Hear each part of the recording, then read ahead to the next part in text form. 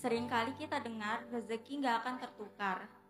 Tapi apa mungkin kalau kita salah langkah, rezeki itu malah menjauh dari kita? Kalau kejadian, peristiwa, jodoh, rezeki tetap. Jadi gimana pun kita salah langkah, ya dapatnya segitu. Cuman tadi keadaannya yang berubah. Karena kita salah langkah, misalnya kita melakukan sesuatu yang dosa gitu ya. Maka rezeki yang tadi kita ditetapkan itu jadi rasanya tuh bukan rasa kebaikan, tapi yang menyakitkan. Karena Allah berfirman, la in syakartum wala in kafartum, kalau kamu bersyukur kami tambahkan, aku tambahkan. Apa yang ditambahin? Value-nya. Tapi kalau kamu kufur, arti kufur ini ya nggak bersyukur atau melakukan dengan cara yang haram. Kalau kamu kufur, inna adzabi lasyadid, tidak akan aku kurangi. Harusnya kan kalau kamu bersyukur aku tambahkan, kalau kamu kufur aku kurangin, kan gitu ya? Nggak dikurangin sama Allah. Kenapa? Karena udah tetap, nggak akan dirubah. Yang terjadi apa? Kalau kamu kufur, rezeki itu rasanya menyakitkan. Inna adzabi lasyadid, sesungguhnya azabku pedih, artinya menyakitkan. Jadi masalah, jadi musibah, jadi penyakit, jadi cekcok, jadi apa, jadi apa. Jadi kalau kita salah langkahnya dalam konteks berbuat dosa, keadaannya berubah.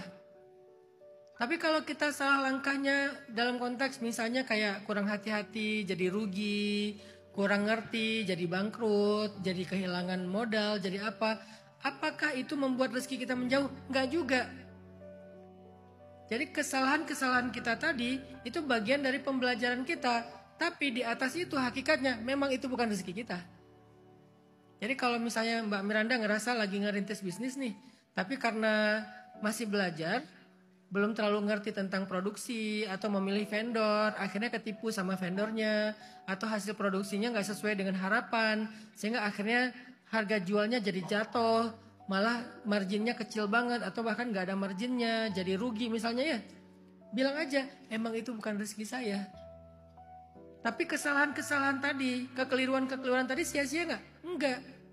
Karena semua itu akan memudahkan kita kepada apa yang nanti akan jadi rezeki kita di tempat yang lain. Yang kita sebut dengan belajar dari pengalaman. Gara-gara ngerti ini, kedepannya jadi lebih mudah, sampai kepada apa yang Allah tetapkan menjadi rezeki kita. Yang ini emang bukan rezeki kita, makanya kita gagal di situ. Tapi nggak sia-sia, karena Allah tidak menilai hasil, Allah hanya menilai ikhtiar hambanya. Kalau ikhtiarnya udah maksimal, walaupun salah, maka ada nilainya di mata Allah. Dan nilai itu Allah konversi menjadi kebaikan-kebaikan yang memudahkan kita kepada takdir rezeki kita. Jadi jangan berkecil hati kalau pernah gagal, kalau pernah keliru, kalau pernah kehilangan. Seolah-olah kita kayak menyalahkan diri saya sih orangnya begini, saya sih orang begini. Enggak, memang bukan rezeki kamu. Kalaupun waktu itu kamu udah benar, tetap nggak akan dapat, emang bukan rezeki kamu. Jadi bukan tentang hasilnya apa, tentang kamu udah ikhtiar belum, udah. Nggak apa-apa salah, tapi dari kesalahan itu kamu belajar. Nggak apa-apa keliru, tapi kan kamu udah habis-habisan. Ikhtiar kamu itu ada nilainya di mata Allah. Dan itu akan memudahkan kamu kepada takdir. Misalnya Mbak Miranda mau bisnis hijab. Tapi rezekinya bisnis apa ya kira-kira? Kuliner misalnya. Atau dibalik deh. Mau bisnis kuliner, rezekinya bisnis hijab. Kan nggak tahu awalnya tentang kuliner. Ya udah coba-coba jualan kue, jualan apa, jualan cookies, jualan apa. Pas produksi ternyata salah vendor, salah cara, hasilnya nggak bagus dan segala macam. Pas nyetak stiker untuk labelnya, ternyata stikernya tuh gampang kena air, copot, atau dia mungkin tintanya itu luntur, bla bla bla. Ada aja kan masalah teknis kan. Akhirnya bisnisnya tuh rugi di jualan di kuliner. Apakah ikhtiar Mbak Miranda itu sia-sia? Enggak. Dengan ikhtiar Mbak Miranda yang udah habis-habisan 1 tahun di bisnis kuliner dan rugi ini, ikhtiar itu akan memudahkan Mbak Miranda menjadi pengusaha hijab. Jadi nanti ketika Mbak Miranda mau bisnis hijab sebagai takdir Mbak Miranda, nggak perlu mulai dari nol lagi, mulainya itu dari di depan.